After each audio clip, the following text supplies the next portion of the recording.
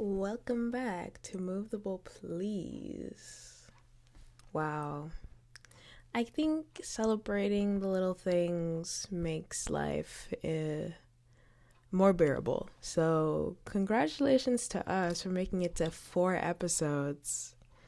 This is monumental. This is big. This is different. This has never been done before. This is totally unique and special, and thanks for being part of it. Wow, y'all. I had a day. I had a very long day. I woke up at 6 a.m. today for no reason. For no goddamn reason. But I woke up, and that's a blessing. And immediately after being awake, I realized, I love Black people so much. I love the spirit that Black folk, especially Black Americans, have. It's so pure. It's so brave. It's so bold. And Money Long killed that song. I'm so sorry. I'm so sorry. If you haven't heard that song by Money Long at this point, I can only imagine your life to be missing a lot of things. That song, Made for Me, was made for us.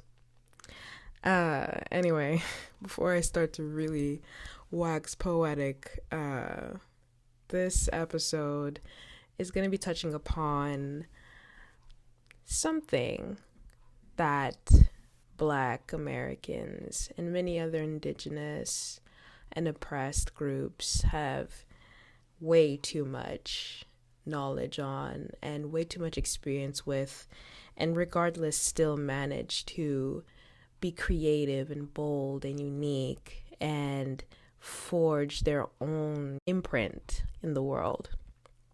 And it's only through their sheer allegiance to life that we get to experience the beauty of art and culture and food and language and fun vibes. I mean, where would American culture be without the unapologetic and brave, I've already said that word, what's another word? And just the pure essence of transformation, of renewal, of courage, of brand new and never done before, never seen before, brilliant. just so many things about Black American culture that are present in so many other cultures that have survived the oppressive boot of imperialism and colonialism and anti-Blackness, just anti-resistance. It's awesome. Awesome in the word itself, that it induces awe. But anyway, let's scale it back. Let's run it back. You know how we get over here. We get excited. We get really turned. What do the young kids say? We get turned. But this episode is inspired by something that I kind of got really caught up with a while back, not too long ago, but a couple weeks ago, and I found my notebook that I lost. I was so scared. I lost my notebook where I had put these really cool concepts down, and I found it again, and it's like when you lose something but then like it was right underneath your nose the entire time. It's kind of like that. It's like, wow, like I was suffering, but now I'm brought back to life. Amen.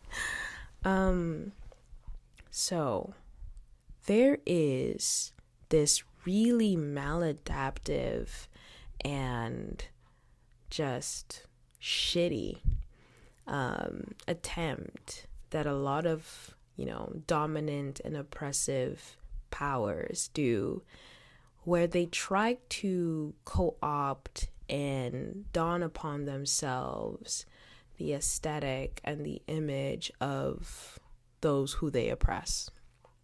It's really, really creepy. And it's not new, going back to Birth of a Nation, a film that was created in the United States in the early 20th century, and thus kind of reinvigorated the Ku Klux Klan within the country. The American Project has so many instances of the dominant, oppressive group trying to portray their subjects in a way that they can only comprehend, right? It's half-baked, it's paranoid, if that's even a word. It's, it's not based in anything but their own twisted fantasies. And something that really also is quintessentially American is, at this present point in time, horror. Horror of all shapes and sizes, but specifically race horror. And race horror is not always a narrative fiction. There are depictions and repeating patterns of dominant groups just having basically almost like a sacral kind of reverement for images and depictions and representations of savage gore put upon the bodies of people that they deem or assume to be either, deserving of that violence or completely innocent of that violence.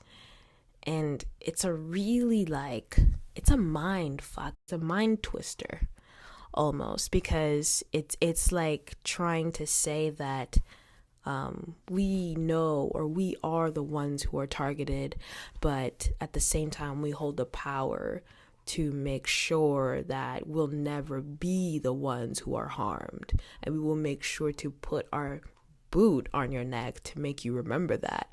But we're scared and we're the ones who are being targeted.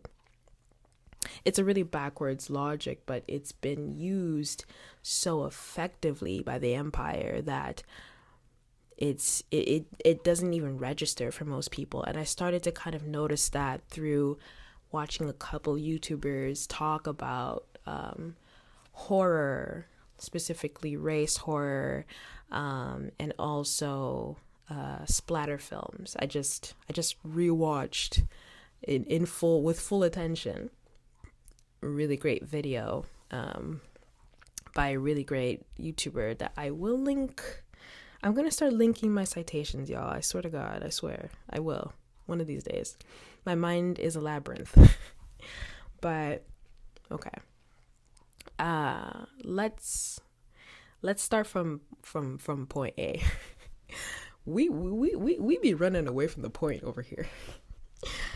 So I think part of the reason why I was thinking about this concept of horror and the way that it's gripped the West, and the demographics who appreciate media and film, I think mainly it's through obviously the sheer shock that you can get from watching horror, the thrill, right? Especially early films depicted fantastical and mainly underdeveloped concepts for the public. Most people, going to the movie theater was very expensive, and it was also a type of media that had been so scandalizing and very abrasive to the traditional person, first of all, images, photography as a concept itself was met with a lot of pushback, like any other kind of medium or art form. But then moving images, moving pictures, that's even more devilish. You know what I mean? So for a long time, away from the Christian concept of life and what is and isn't sinful, the theater and the movies became a space that started off in a very secular and unchristian lens. But they still explored concepts that Christians and a lot of other religious people very much, which was the majority of the American populace. These films still explored themes that Christians were very, adept with, right? The Bible is a horror story. If anyone dares to really try to argue against that, please, I would love to see it. But the Bible itself has depictions of every kind of horrible thing. And it's punk rock. And the fact that specific religion is the foundation of a country like America is extremely fitting. It's so ubiquitous that it becomes like air, right? You can't see the air in front of you. That's how normalized and that's how uninteresting it is. So for most people who are starting to go to watch films and watch movies, these things are not really as scandalizing as they might have been.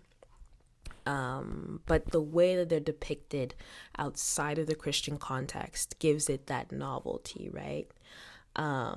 So this also coincides with the industrial complex, capitalism really taking its grossest form, the beginning of the end, as you could say.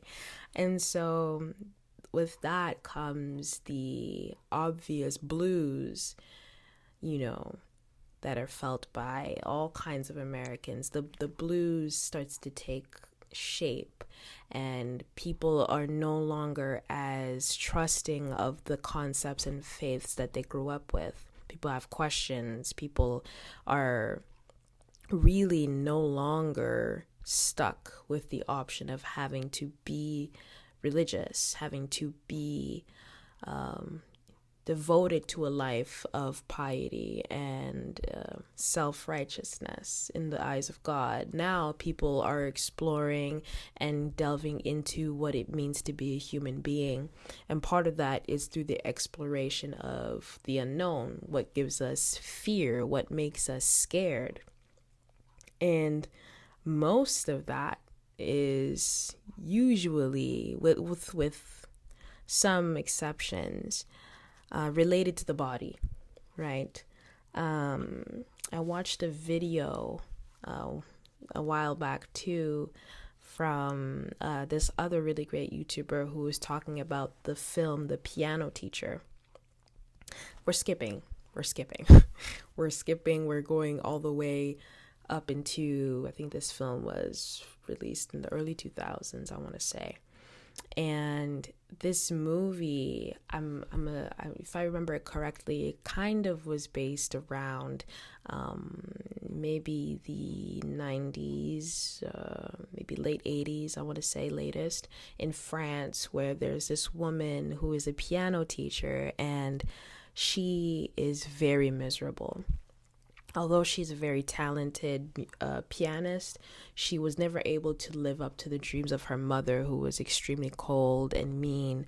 And the film itself is super dark. And the way that it's been received through, most of the West is as an empirical masterpiece, right? It also depicts a version of womanhood that people have never really even considered to exist. But considering that the main character definitely is exhibiting some kind of mental illness, her demeanor and her way of being is in total congruency with that, right? And it kind of also touches upon this this concept of there being a specific way to be as a person, right? That even though she really wants to be normal, she can't be, and that tortures her. And that kind of also happens somewhat with the Passion of the Christ, which that is the video that really inspired me that I just watched just now. I watched that after smoking some. That was an experience. I was locked in. But yeah, this other really big blockbuster film. This film like probably was the highest grossing domestic release in the United States, and it was released in 2004, right? So thinking about the time in 2004, the implications of this film, the scandals surrounding this film, the fact that it was supposed to be in the traditional languages of Greek and Aramaic without any subtitles. Can y'all imagine Americans in 2004 going to a film that wasn't in English without subtitles? That literally sounds fake, but it happened. And, it's about Jesus, the most, famous person in America, right? But he's also a tortured person. He's perfect, but he's tortured because he's imperfect, because he's on the planet Earth. It's, like I mentioned before, a mindfuck. He's God, but he's dying, but he lives again. There's a lot of really dramatic, paradoxes.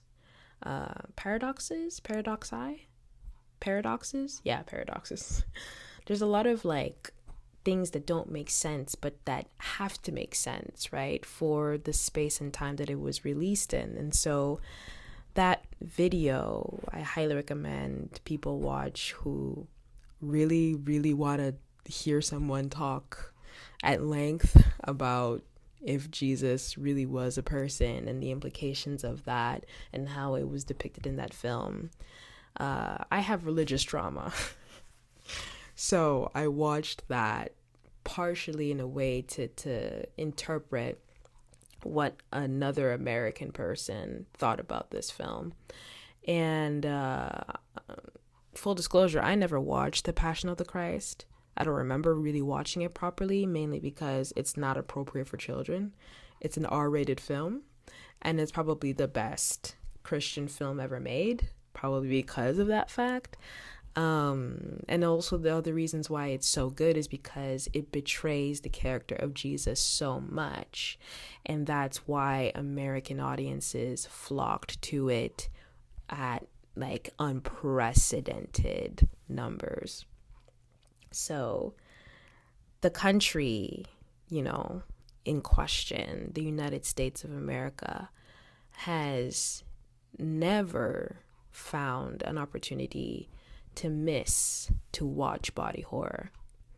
From its inception, from its beginning, it was sown with the seeds of people, of human beings, of the flesh and blood and sweat and pain and tears and teeth and toes and hair, all of the sacred parts and all of the most vulnerable pieces of a human being were used to create the behemoth that is the United States. And the fact that The Passion of the Christ, the most grotesque and gorish film ever released domestically in that country, the fact that that was the movie that has not been topped in sales or historically has never been recreated,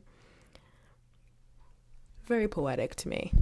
And it's poetic not only in the, in the diagnosis of the spiritual health of that country, but also as, a clear indication of where it came from and where it's most likely going.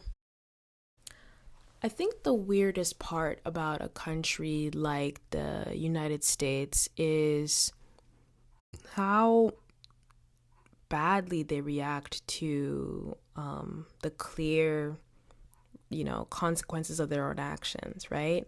Um, like, I don't live in the United States, I live in Canada, but we might as well be America light. And the biggest differences between us is this state that I live on, this piece of land that is indigenous land, but this piece of it never relinquished its ties to its mother colony, right? To its metropole. So, in terms of America as a concept, it is much. It's down the line of colonial fantasy, but it's also in at the exact same time a cautionary tale, right? But even down to the way that media is formed and creative and then, expelled out into the world, there will never be another golden age. There will never be another recapturing of that lightning that happened throughout the most of the 20th century in America. And that's just because of the demographics and the vast change in trends of consumerism and the economy. America and the rest of its copycat states are no longer homogenous. There's no longer a quintessential all-American person anymore. And anyone who tries to really hold on to that concept is a dinosaur at this point. And that's not bad. New stories need to come out of new times.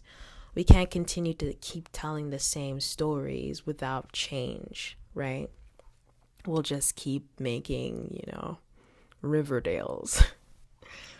So Get Out was a very, very special film.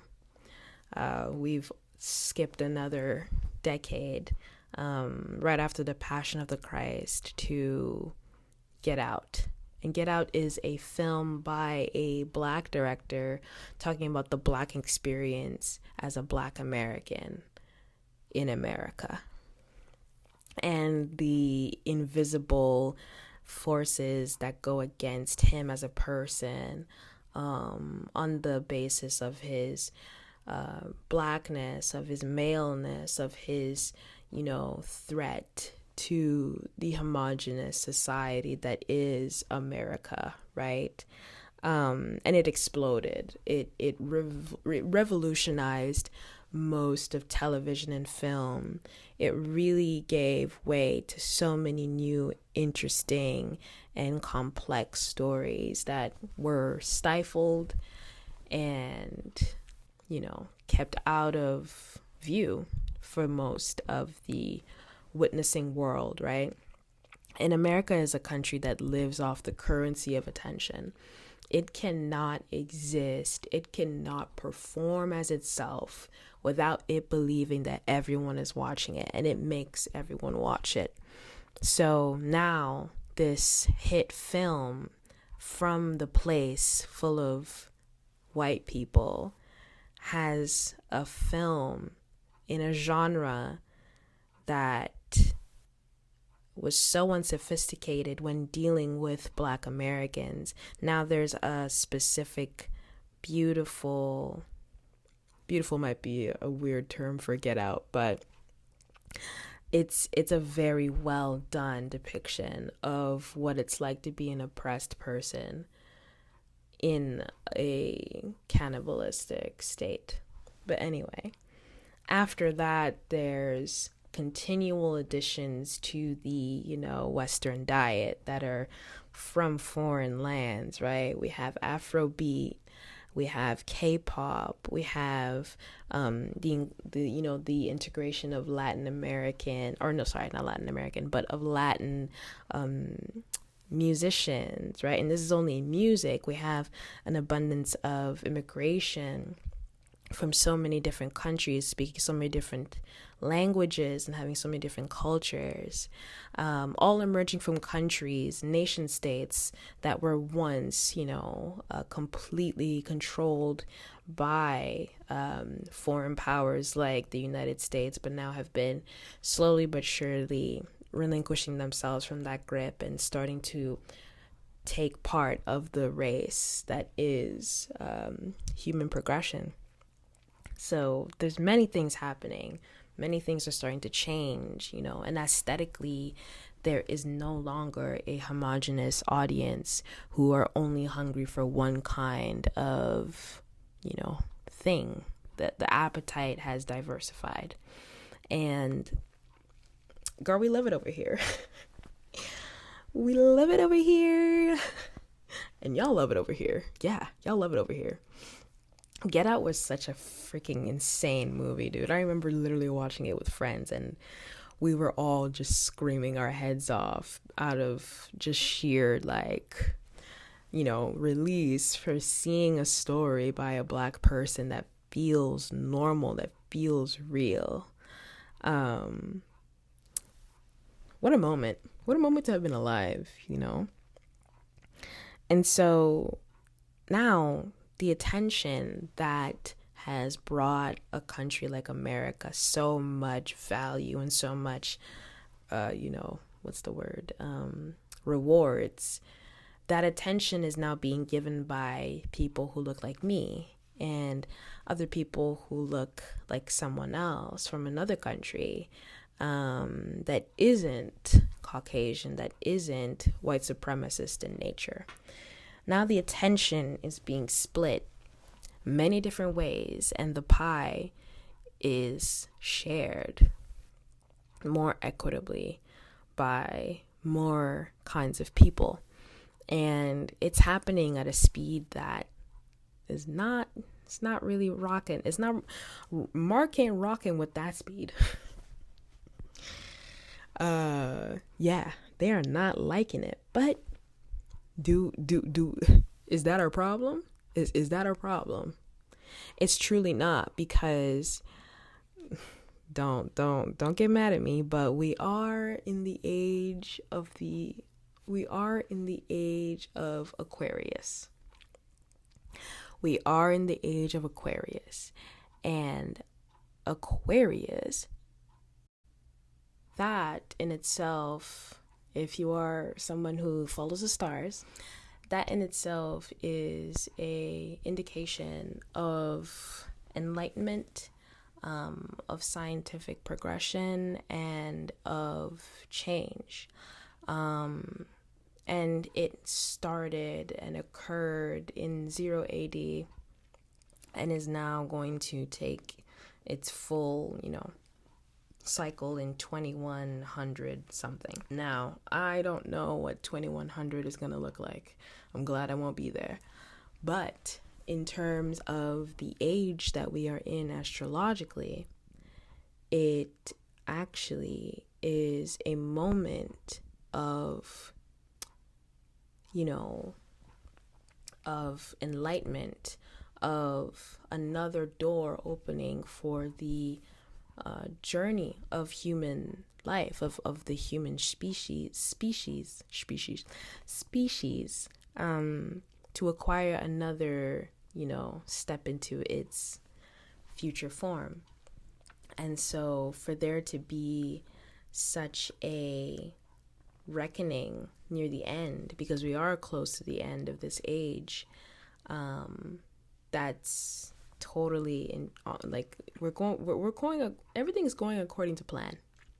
Everything's going according to plan.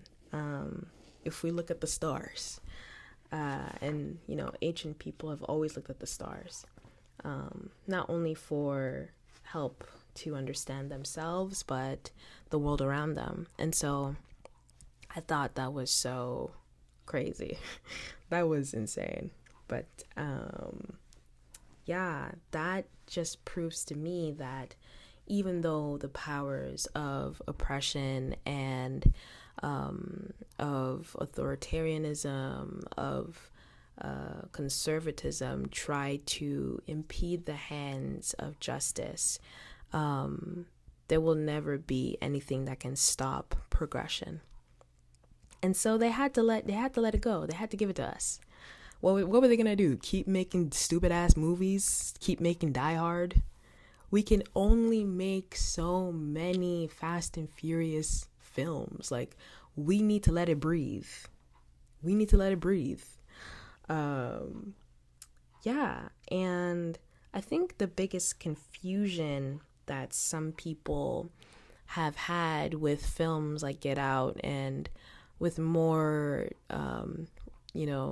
developments within art and music and any kind of political advancement is the confusing nature of what it means to be a victim.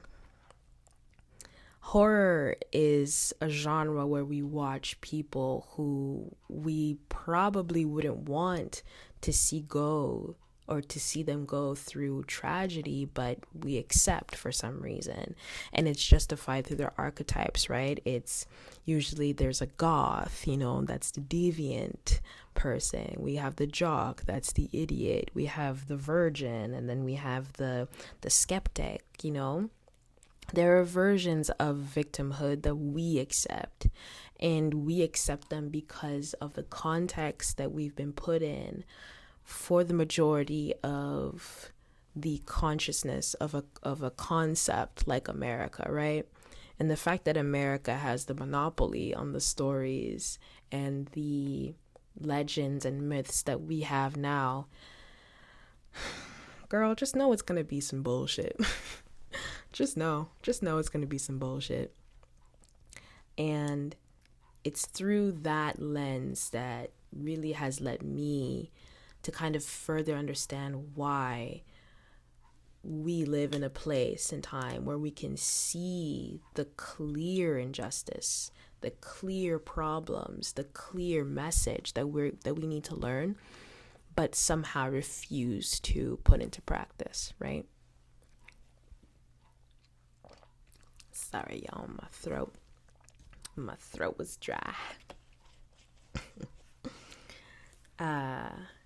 Yeah, because if you live in a country that shares many of its values with the United States, then of course, if you're Muslim, if you're Black, you have to die first in the movie. Are you crazy? You must be sacrificed immediately. And it don't matter if you're a good or bad character. It doesn't matter if you're someone who is worth, or who not even worth, but it doesn't matter how valuable you are to the team. It doesn't matter how sensible you are. You will be taken out first, immediately. And that is also reflected in real life, right? We as a society, and for those of us who have the eyes to see it, the sacrifice, the unnecessary sacrifice of Black and brown lives before any other lives is repeated to us without fail.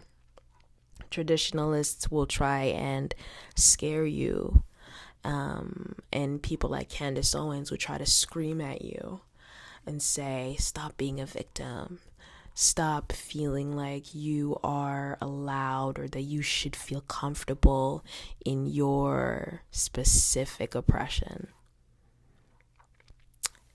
And I wonder for these people if they themselves have ever allowed themselves, like if they've ever given themselves a moment to feel okay about being a little whack ass bitch. And I'm being so serious. Like, everyone has flaws. Everyone has blinders. And that's part of the human experience. But I don't know if these people have ever come to terms with accepting themselves as that, right? These people who have such a problem with being a person who gets hurt often never seek help. they never seek help that actually is meant to heal. They seek for alternative versions of history. They seek for, slim and thin arguments to kind of, I don't know, appease themselves for the world that they think is actually what it is. It's really sad. It's really sad to see people deny themselves of the humanity that they should have, which is that there's nothing wrong with being someone who gets beaten up and tricked, and there's nothing wrong with being caught within the lies and within the the deceit of the colonial state. Candace, you are a token Black person, and it's okay that you don't know that. It's okay. And that's the nicest thing I'll ever say about that lady ever again. But yeah, the real perversion that occurs in these specific instances is the obfuscation of who really is and isn't being persecuted. Persecuted also in the sense of who's actually putting their lives on the line for what they believe. As much as people want to scream and cry about being canceled, those pesky people never truly get canceled, do they? They always find their way back. But I know there have been reports of people who have lost their livelihoods, their jobs, their entire, lives for standing for the truth.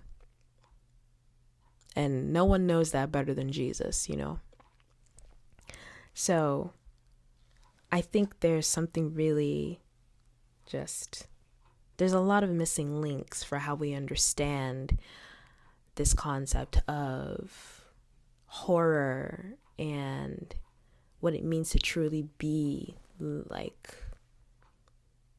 deserving of empathy and grace and compassion, human compassion. So with that being said about the history, the little bit of the history of the aesthetic representations of horror.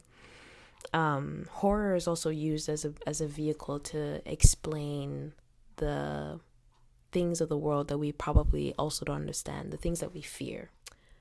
The history, the economic and societal ramifications of racial injustice are really too big to really get into this episode. Maybe next time. But it's the misinformation and the malinformation that really impedes the hands of justice, right? There's a reason why justice is blind. And that's because them founding fathers plucked that bitch's eyes out. So it's so interesting how these, side note, but it's so interesting how these depictions of values are always kind of modified to help the empire. I always find that interesting. But one thing that I would say is look and listen for the co-opting of elements and characteristics of the oppressed within the dominant oppressor group, right? A lot of people who are, going to be covert about their hatred will often try to blanket themselves in some sort of comfortable narrative, right? Basically wolf in sheep's clothing. Those people will really portray themselves as people who are martyrs and people who are being persecuted with no end, and people, or a group of people who are so uniquely chosen to suffer. It's it's been entirely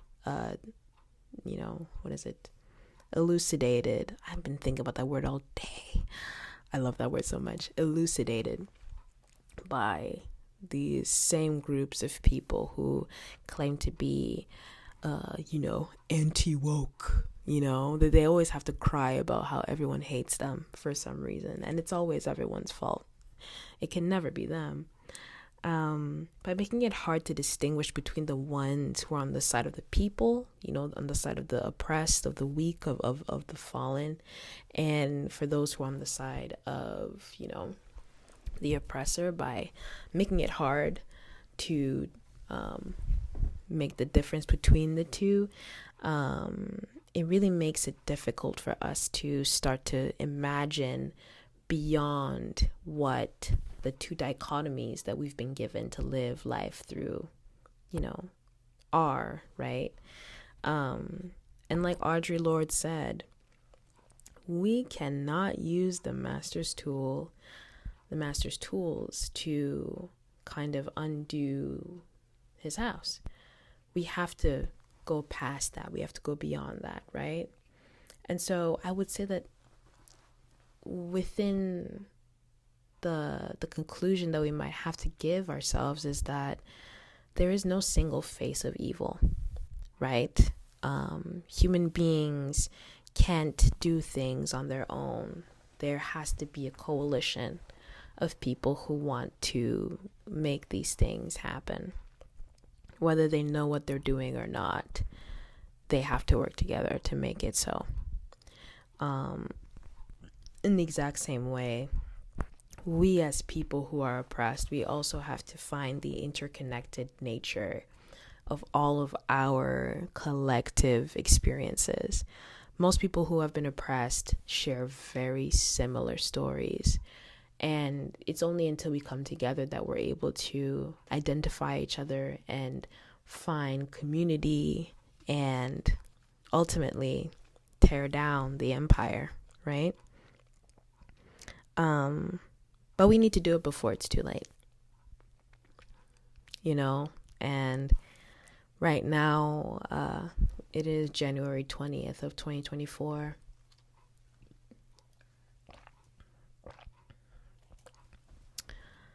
And it seems as though Gaza is still within a terrible place right now. But there will be a change, and it will stop. And that's through the collaboration of countries like South Africa, and through the push that so many people across the world have been doing through protesting and action and education.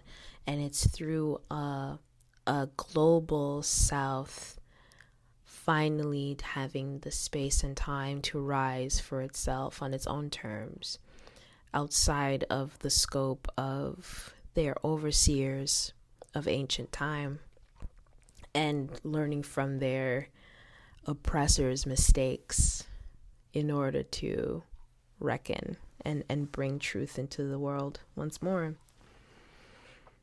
And so I think one thing we can't really forget is that the empire lives off of blood and senseless violence, and that shouldn't be an aspirational model for the new world.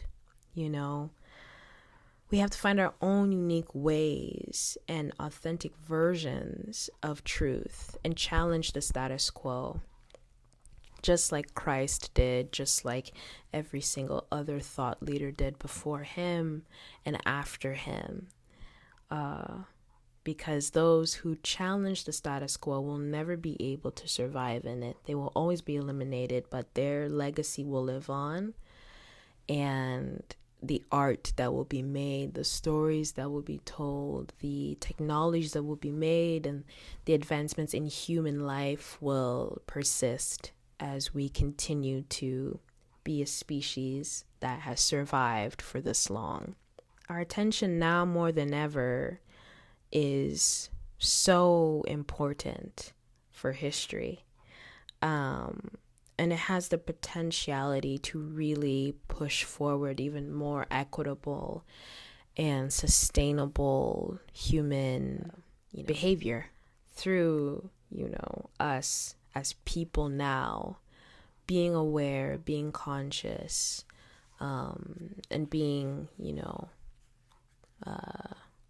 cautious and conscious of the mistakes of the past. We'll be able to be the teachers, be the politicians, be the engineers, be the scientists, be the filmmakers, be the, musicians who will continue to sing the human song and continue the, species. There's actually this really, really great concept that I heard about recently about the bonobo monkeys or the bonobo chimpanzees. Yeah, I think that's what they're called. After this, I'll be done. But there's this really cool story about them, about how essentially they're a group of chimpanzees that started as kind of like a fringe group throughout the evolutionary, generations of the species. They were a specific kind of chimpanzee that were not as aggressive and patriarchal and oppressive as their fellow chimpanzees, and they slowly but surely started to gain more and more presence and prowess. Prowess meaning like popularity, and the pack started to really grow and become influential, and that was mainly through their non-violent ways, right? The women would only really mate with men who were gentle and caring and thoughtful. The ones who were violent and impulsive and unforgiving and vengeful were not mated with. The alpha males were not picked. And that probably really scares the girls because they just want to get chose, and the only way to really continue living life as human beings, as the way that we should live life, is by choosing love, by choosing to be open, by choosing to learn, and by choosing to not be a fake ass bitch, to not pretend to be something that we're not. And Black folk have never had that opportunity, and look at how beautiful and amazing they are. And so many other groups who have decided to stay true to their roots and to their authentic selves, whether they be Black or not, it's obvious. But I thought that was really, I be thinking about stuff, and I love horror film as a genre, but also as a space to think about these things. So yes, thank y'all for sticking around. This one was a bit of a wordy one. This was wordy McWordtown over here. But I'm so glad that I got to release this, because this was something that I had been really wanting to talk about. And let me know if you have ever seen The Passion of the Christ or Get Out. And I don't know, let me know your thoughts about either or. Don't forget to like, subscribe, and keeping you, and slay the boots down, honey. All right, I'll see y'all.